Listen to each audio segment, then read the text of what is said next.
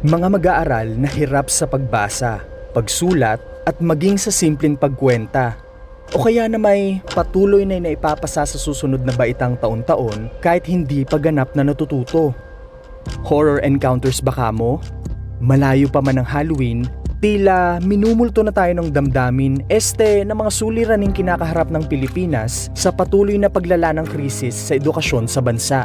Mga suliraning nais tugunan at tuldukan sa nakaraang EDCOM 2 Final Report na inilabas nitong nakaraang linggo para sa taong 2026 hanggang 2035.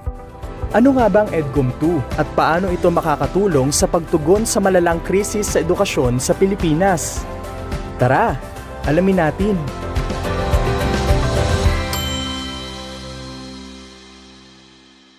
Nitong nakaraang linggo, pinangunahan ni Pangulong Marcos Jr. ang paglalabas ng EDCOM 2 Final Report, isang malawak at detalyadong ulat na naglalayong ihayag ang kasalukuyang kalagayan ng edukasyon sa Pilipinas, mula basic education hanggang higher education, kabilang na rin ang technical vocational training.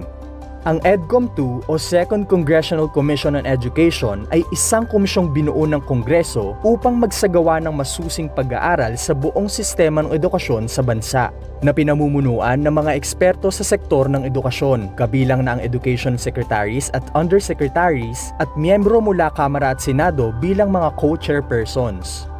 Itinatag ang unang EDCOM noong 1990 sa ilalim ng ikawalong Kongreso upang tugunan ang nooy lumalalang kalidad ng edukasyon sa bansa. Ang resulta nito, trifocalization o paghahati ng pamamahala sa edukasyon sa tatlong hiwalay na ahensya. Ang DepEd para sa basic education, CHED sa kolehiyo, at TESDA para sa nais ang TechVoc. At sa bisa ng RA 11899 noong 2022, sumunod sa yapak nito ang pagkakatatag ng EDCOM 2. Layunin naman ito na solusyonan ang malubhang learning crisis o ang mababang antas ng pagkatuto ng mga bata. Nakatuon ito sa pagpapataas ng kalidad ng pagtuturo, pagpapahusay sa kakayahan ng mga guro, at pagsisiguro na ang mga kurso sa paaralan ay tumutugma sa kailangan ng mga trabaho sa hinaharap.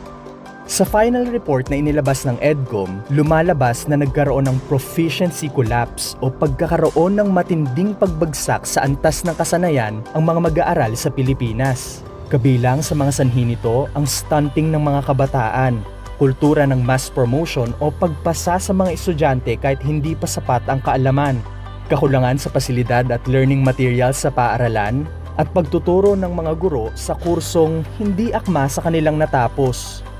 Kaugnay nito, nakapaloob sa report ang pagsusulong ng NAT Plan o National Education and Workforce Development Plan. Tinaguri ang 10-year strategic roadmap na naglalayong maabot ang hindi bababa sa 90% proficiency level ng mga mag-aaral pagsapit ng 2035.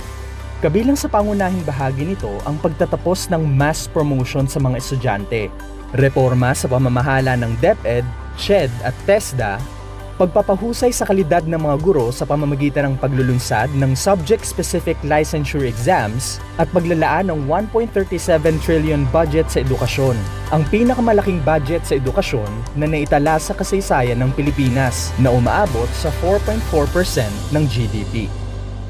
Complicated ba? I know, right? Noon pa man, hindi na makalaya ang Pilipinas sa multong dala ng krisis sa edukasyon. Ngunit nananatili ang pag-asa ng milyon-milyong kabataang nangangarap ng dekalidad na pagkatuto.